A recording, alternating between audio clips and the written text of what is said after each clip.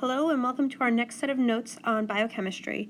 In this set of notes, we're going to talk about a specific grouping of proteins that are called enzymes, which are important for chemical reactions to work. So enzymes are what are called biological catalysts. A catalyst is anything that speeds up a chemical reaction, and it's not going to be changed permanently or completely used up. Typically, catalysts include things like heat. But the problem with heat for biological organisms or for living organisms is that the amount of energy that is needed in order to get a reaction started is so high that it would literally cook the organism and everything inside the organism would fall apart. So heat does not work for organisms to speed up reactions. So instead, we're going to use special proteins called enzymes to do this. They're going to reduce what's called activation energy in order to get the reaction started. Activation energy is the amount of energy that's required to start a reaction. So an enzyme is going to make it so that less energy actually ends up being needed by the cell in order to get the reaction going. So enzymes speed up reactions, they do not increase body temperature, and they do this by decreasing the amount of energy needed to start the reactions. Because enzymes are not permanently changed and they're not used up in any way, they can be recycled and reused over and over and over again, and so we only need them in small amounts within the body. Each enzyme can be used as long as it's functional. Once it's functional, the cell will destroy it and build new ones. So we can recycle and reuse them over and over, which means we don't need a lot of enzymes. But we do need a large variation of enzymes because each enzyme is specific for the reactions that it will make happen. So when we look at this diagram, this is a graph, and it's showing what enzymes do. So you see the beginning of your reaction down to the end of your reaction, and the amount of energy that's needed. In this reaction, the reactants, or the stuff that's going into the reaction, have more energy than the products have. So in order to get the reactants to actually break apart and release the energy that we need, you can see we have to put in a large amount of energy here. Okay?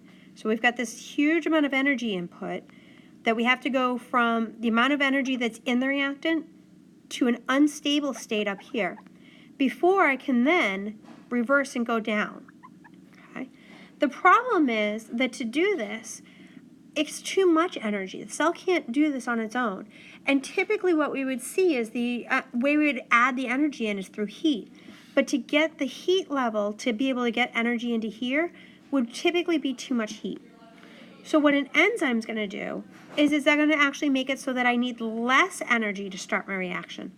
Notice that the amount of energy in my reactants and the amount of energy in my products, so my products are here, my reactants are there, the amount of energy in reactants and products has not changed.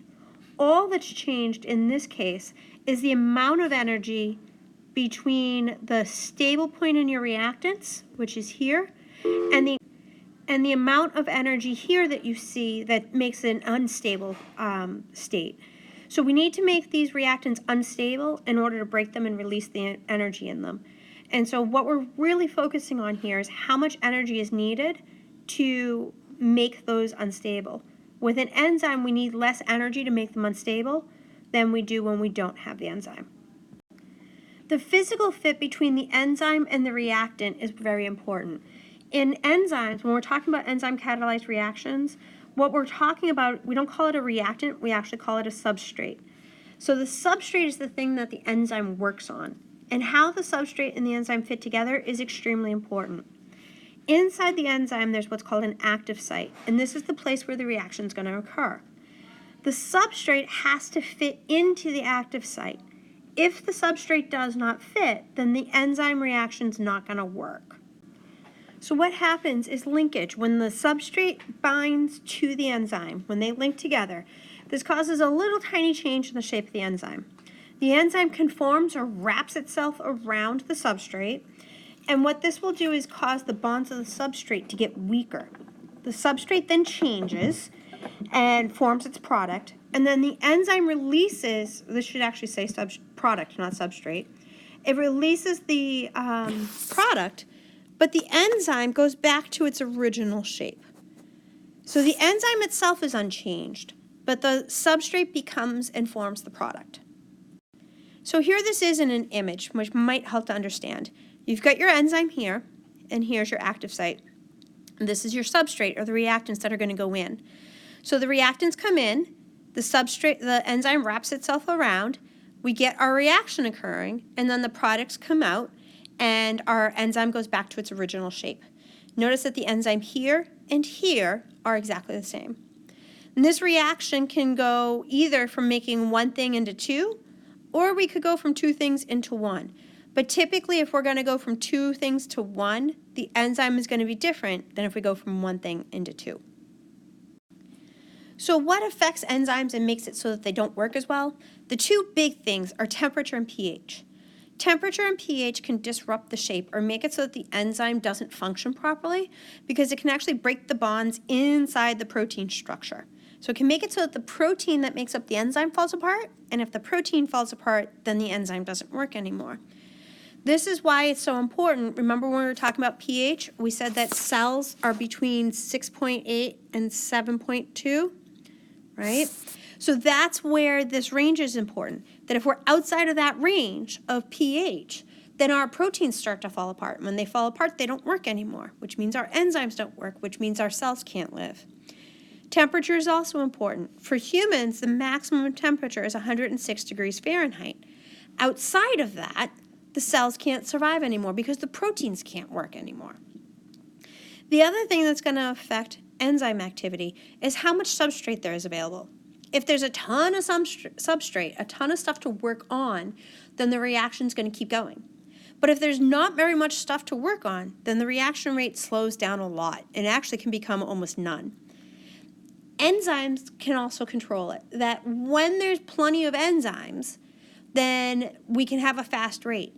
But if we only have one or two enzymes hanging around, it doesn't matter how much substrate I throw in there. If all my enzymes are busy working, I can't speed up anymore. So the amount of enzyme can control how fast the reactions go, and the amount of stuff for the enzyme to work on controls how fast the reaction can go. There's also what are called inhibitors. Inhibitors are going to prevent the enzyme from working. And there's two types of inhibitors. They can be competitive inhibitors, which means they're going to bind to the same spot as the substrate. They're going to bind to the active site. And they're going to completely compete with the substrate. Examples of this include penicillin, which binds to an enzyme that's going to help build bacterial cell walls, so that bacteria then get holes in them, which makes it so that they can't survive anymore. That's the way that particular antibiotic works. Antifreeze is another one. Antifreeze can be very problematic for living things. It can cause them to die. And the way it causes things to die is by blocking up enzymes, blocking up the active site on an enzyme so that stuff can't bind. The other type of inhibitor is what's called a non-competitive inhibitor. So a non-competitive inhibitor is going to bind someplace else on the enzyme, and then it's going to change the shape of the enzyme, or change the shape of the active site. These include things like heavy metals like lead and mercury. And then also what are called monoamine oxidase inhibitors, or MAO inhibitors. These are antidepressants, and so what they do is they block up, they bind to another location on an enzyme that makes it so the active site changes so that more happy chemicals get across the space between two nerve cells and send the messages better. So we'll talk about that a little bit more in class. This is the end of the notes, a short section of notes. As always, please write down your questions and be prepared to ask them in class. See you next time.